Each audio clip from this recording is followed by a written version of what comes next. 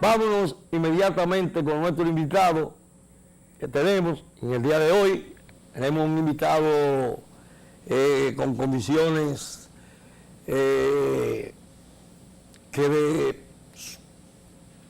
plasmarse su proyecto y llegar a escalar la posición que él aspira,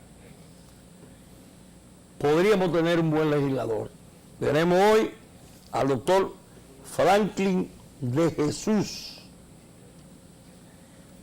Doctor Franklin de Jesús, ¿de qué partido es usted? Sí, realmente yo soy del Partido de la Liberación Dominicana. Es un partido fundado en base a valores fundamentales, como es el patriotismo, la libertad, el desarrollo, como es el bienestar de los dominicanos y en identificación con los más vulnerables y desposeídos de nuestra sociedad. ¿Servir al pueblo para servirle al partido? ¿O servir al partido para servir al pueblo? Servir al partido para servir al pueblo. Creo que el profesor Juan Bosch manifestaba la idea de la liberación del pueblo dominicano a través de la educación. Ante todo, permítame agradecerle la gentileza, la cortesía que usted ha tenido. Me siento sumamente honrado de estar aquí en su programa. Alabo y pondero la labor social que usted ejerce. Me siento sumamente identificado con su proyecto. Me considero una persona también de Dios y creo que Dios a mí me ha dado más de lo que yo había aspirado. Porque Él le ha dado a usted lo que Él sabe que usted necesita. Lo que usted no se lo ha dado porque no lo necesita. Claro, sí. Doctor, pero Juan Bosch hizo en su declaración de bienes, ¿usted la conoce? Realmente creo que no fue una persona que no mostró ostentación, es decir, sus ideas permanecen a través del tiempo, es decir, no vendió realmente lo que realmente hemos visto en algunos colegas que realmente creo que En muchos. Algunos que nos hemos salido fuera de los principios y valores que el profesor Juan Bosch inculcó desde un inicio. ¿Usted sabe cuál fue su declaración pues yo se lo voy a recordar? No tengo carro, no tengo cuenta en banco. Los muebles que tengo se los debo a la Curacao, vivo en casa alquilada. En mi gobierno no habrá atropello ni habrá corrupción. De manera que esos son sus ideales. Yo realmente pienso que lo único que queda de un hombre es la huella del camino que ha trazado. Yo soy un hombre de iglesia, soy un hombre de religión, le doy gracias a Dios por la oportunidad que me dio. Yo considero que el apego a cosas materiales, lo único que tú haces es que, por ejemplo, tú muchas veces limitas las posibilidades de desarrollo de los demás. Es decir, no soy apegado a cosas materiales, creo que mi familia desde un inicio son personas de religión también. Hay que ver que la familia de mi padre es una familia de religión. Por ejemplo, mi tío Ercilio de Jesús Moya, que fue ¿El señor Moya? Sí, propuesto por el padre Luis Enrique Pérez en 1932, inició en el... ¿Eran vos, hermano, sacerdote? Sí, señores, sí, está mi tío Jesús María de Jesús Moya, está mi tío Ercilio de Jesús Moya, está mi tío Ernesto, que también fue llevado por mi abuelo, que fue Gil de Jesús. En el 32, por ejemplo, mi tío Ercilio inició como sacerdote junto al padre Fantino. Pero también, por ejemplo, creo que en un momento determinado, en esas peregrinaciones que hacía mi abuelo desde un campo de Villatapia, desde La Gina hasta La Vega, llevó a tres de mis tíos, donde está Ernesto de Jesús, donde está, por ejemplo, Tranquilino de Jesús Moya también, y donde está Jesús María de Jesús Moya. Y creo que el padre Fantino le dijo en ese momento, tráeme el más pequeño de ellos, y posteriormente mi tío Ernesto, por ejemplo, fue ordenado de diácono. El más pequeño de ellos era mi tío Jesús María de Jesús Moya, que llegó a ser obispo de la diócesis de San Francisco de Macorís, hoy en día obispo emérito. Anda por ahí dando carrera, Sí, y relajando a todo el mundo. sí, sí. Es decir, que me considero un hombre de iglesia, me considero un hombre con todo el mayor respeto a Dios, y espero tener, por ejemplo, la oportunidad de poder colocar un grano de arena para buscar la manera de que juntos cambiemos la historia futura de nuestro país. Usted tiene alguno de salir diputado, que esperamos que así lo sea. Usted tiene proyectos, tiene anteproyectos para presentar. Sí. Dígale cuáles son y si no chocan con los compañeros que le den codazo después. No, realmente yo sé que es muy difícil, pero hay que tener en cuenta que es mejor fracasar haciendo el intento que temor a triunfar por temor al fracaso. No, el fracaso aquí no existe en este programa, eso no se menciona. Sí. O sea que el fracaso no existe. Claro, de todas maneras. Usted va a triunfar. Sí, usted con Dios delante, el Padre Creador que lo ha creado todo. Y no solamente, por ejemplo, en el caso de nosotros queremos que muchos jóvenes se incorporen a la política, pero que antes de incorporarse a la política, que primero estudien para que no sean aquellos que son manipulados dentro de un corral, y los que están dentro del corral. ¿Qué ocurre? Es decir, la bonanza quizás de un pequeño grupo reducido depende de la ignorancia y de la pobreza y la miseria de los demás. Decía Gandhi que la pobreza es una de las formas de esclavitud más grave. Es decir, cuando hablaba de la pobreza, hablaba de la incapacidad del ser humano de producir bienes y servicios. Es decir, esta capacidad es lo que genera la riqueza. Ahora bien, la incapacidad de producir bienes y servicios es lo que produce la pobreza. Entonces tenemos que buscar la manera de que los demás se desarrollen, de ir capacitando de manera progresiva a las personas, de tal manera de ir eliminando la necesidad de esperar a recibir que genera el sistema clientelar. Nosotros, por ejemplo, uno de los proyectos que tenemos, creo que en el país no hay una ley de población que, por ejemplo, determine cuáles son las necesidades básicas del ser humano. No podemos seguir, por ejemplo, con una población que ha crecido en los últimos 50 años, se ha multiplicado por 3.4, cuando la población mundial se ha multiplicado solamente por 2. ¿Qué ocurre? Es decir, la misma pobreza se hereda porque tú realmente heredas el mismo trasfondo social y hereda la desigualdad de oportunidades. Entonces, todas esas niñas embarazadas, adolescentes, somos el país que tiene el índice de embarazadas en adolescentes más alta, es decir, esto de niñas de 11 a 18 años, es decir, no es posible porque un embarazo de un adolescente limita todas las posibilidades de desarrollo de esa persona, es un embarazo de alto riesgo. Y también, ¿qué ocurre? Son familias que continúan siendo pobres de generación en generación. Entonces no podemos seguir con eso mismo, tenemos que darnos cuenta de que si no ayudamos a los demás a que despierten, a los demás a que se desarrollen, de que se incorporen a un nuevo sistema de desarrollo progresivo, de desarrollo progresivo, corporativo y sustentable, sencillamente no vamos a avanzar. Tenemos que darle prioridad al mérito. No, por ejemplo, usted mismo hablaba de la justicia. Realmente yo estuve equivocado y realmente confiaba en los jueces como ver por aquella formación religiosa que uno tiene, pero me he sentido sumamente impactado de que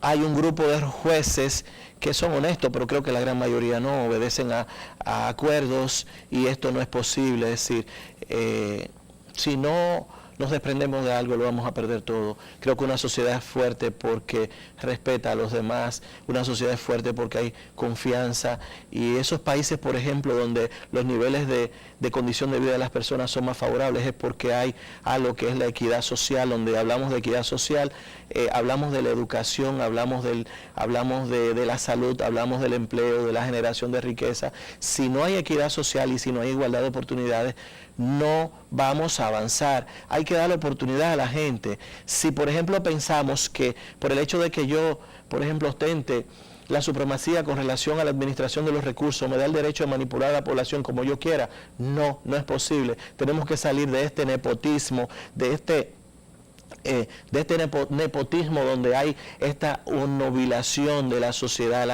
ya no responde, ha perdido toda su capacidad de respuesta. ¿Por qué? Porque estamos dentro de un teatro donde a través de mecanismos indirectos se deciden cuál es el villano y cuál es el inocente. Entonces no podemos seguir. Por ejemplo, le doy gracias a Dios en el sentido de que me dio la oportunidad de vivir en varias sociedades diferentes, grandes sociedades con poder económico impresionante, pero ¿qué ocurre? ¿Qué no hace que esas sociedades avancen? El hecho de que no hay igualdad de oportunidades, el hecho de que no hay equidad. Ahora, países muy pequeños, podríamos mencionar un país como Luxemburgo, que es un país muy pequeño, donde realmente tienen una población de 590.666 habitantes, pero tienen un poder de producción. 265.800 personas de ese país trabajan y unas 150.000 personas cruzan a diario las fronteras de Luxemburgo para ir a trabajar. Son 415.800 empleos formales que genera ese estado. 415.800 personas que agregan valor a la economía. Ahora, cuando usted recibe a cambio de nada, realmente usted lo que le están retirando su honor, le están retirando su autoestima, su reputación, le están destruyendo lo que se llama toda la capacidad de logro, lo están convirtiendo en pobre toda su vida. ¿Qué es lo que tiene que hacer el Estado?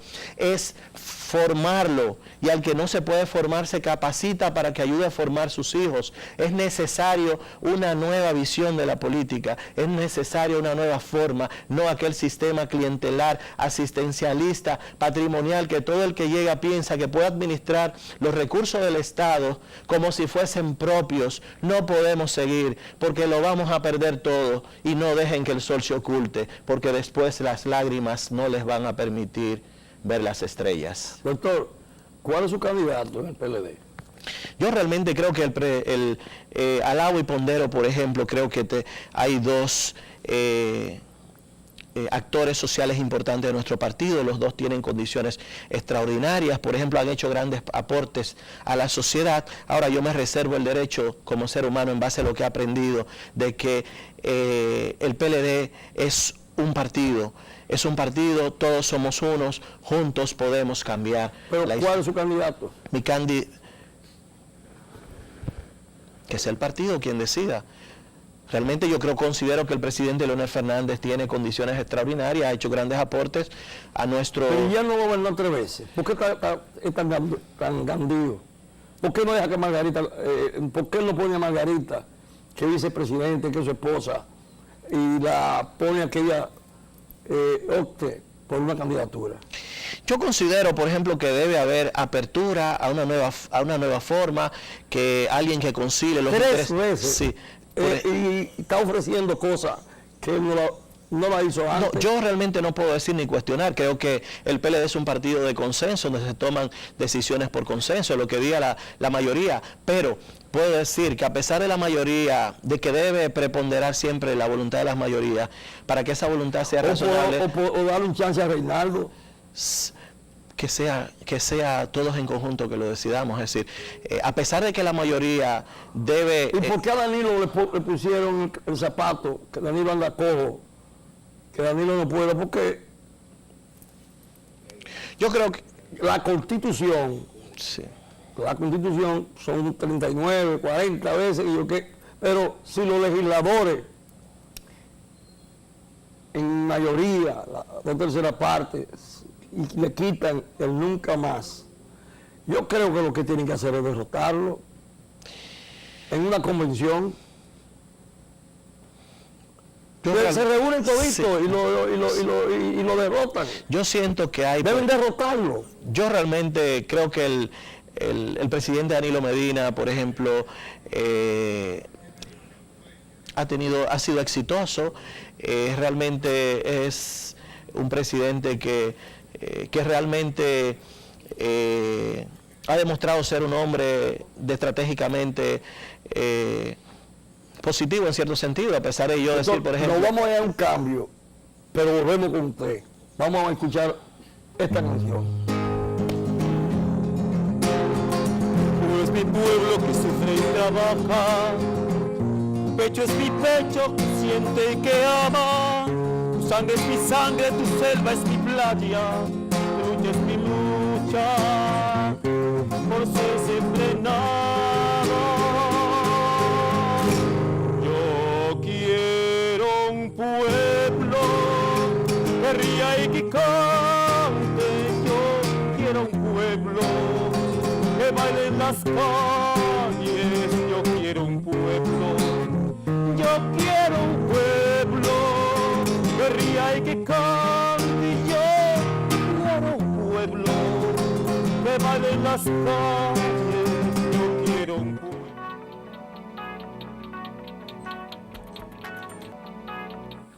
Doctor, mientras usted hacía su exposición, hablaba de la cantidad de niñas embarazadas. Y la ley 136-3 establece penalidades para esos embarazos en adolescentes, esas niñas. Usted sabe, usted tiene los datos de cuántos individuos hay guardando prisión por embarazar niñas. ¿Está usted de acuerdo con el aborto de esas niñas o que se aplique el peso de la ley y la educación?